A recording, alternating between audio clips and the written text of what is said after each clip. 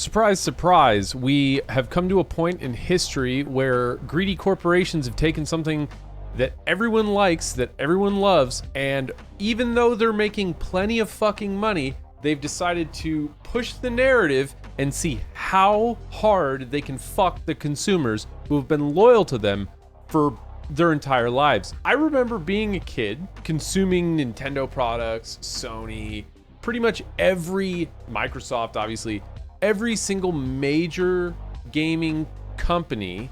I have participated in them all for 30 years. And it's kind of like in the United States when you're voting for presidents and you know that you're ultimately just picking the smaller piece of shit right at the end of the day, and you're just like serving yourself essentially. But like, it's getting so heinously bad, and there's like only one positive thing. There's only one positive thing about this entire thing. There's a solution to this problem, and it's somewhat simple. Right now, if you go on Steam and you scroll and you look in the genre of your choice for games that are available, what you will find is anywhere from 500 to 5,000 games being released that fit your tastes every single fucking year, depending on how picky you are, right? And on average, independent games, barring some exceptions, are generally $20 or less, okay?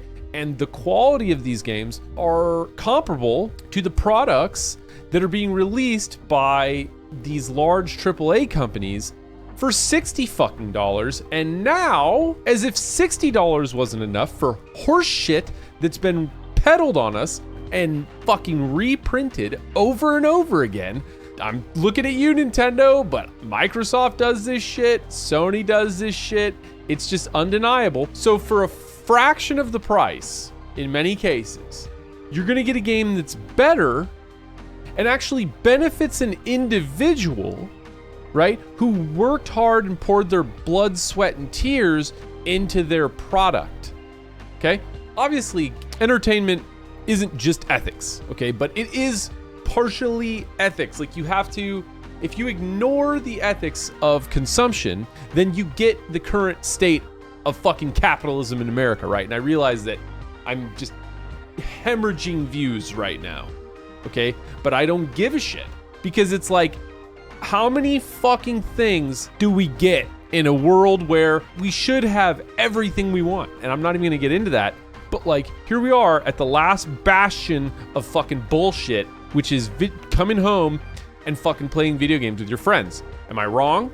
Like, if we're all gonna be wage slaves, just let us come home and play the fucking video games, okay? I don't know how much money you guys make an hour, okay? But I can tell you, $80 for a fucking video game is bullshit. If you can pay fucking $10 for Repo, $20 for Schedule 1, fucking $10 from TCG Card Shop Simulator, okay? Go down the list, pick your genre, you know, hit your friends up, everybody buys the game for $10, and you guys can play that game for dozens of hours. I remember the last time I bought a fucking Nintendo game, it was that piece of shit Arceus. And I have kids, I have 2 young kids, and I was like, dude, I fucking remember the feeling of getting the new Pokemon game and like, you know, booting it up and it just changing my life, you know? Like, I remember that feeling of being like, awe.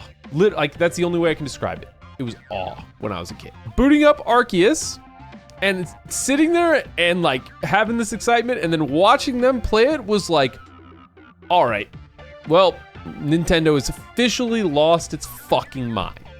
I knew back then, however many years ago, a couple years ago, I knew that we were fucked. It was just a delay. It was just, we were waiting to see how fucked we were.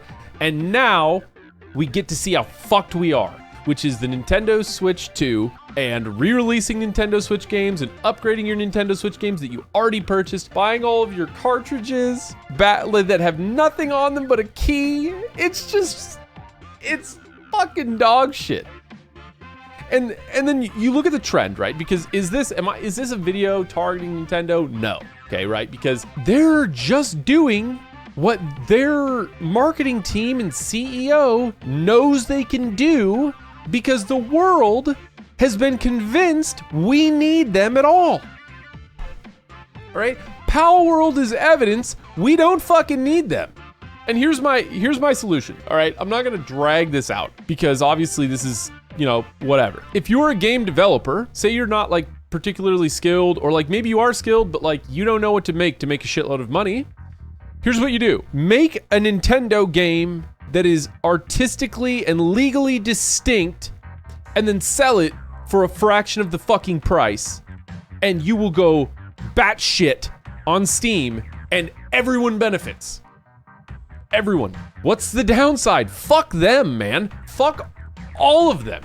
Fuck Call of Duty, $60 for that. Fuck that, dude. You're telling me somebody out there, right? We have AI, get Unity, whatever. I'm looking at very specific people, like very specific people in this audience. If you're watching this video and you make video games, just do that, okay? And then if you are not making video games and you're just a gamer, just don't buy their shit. It's like, I don't think if we don't put our foot down in regards to this and cause them to crash and fail and eat shit, they're going to continue to fuck us. It's not going to get better.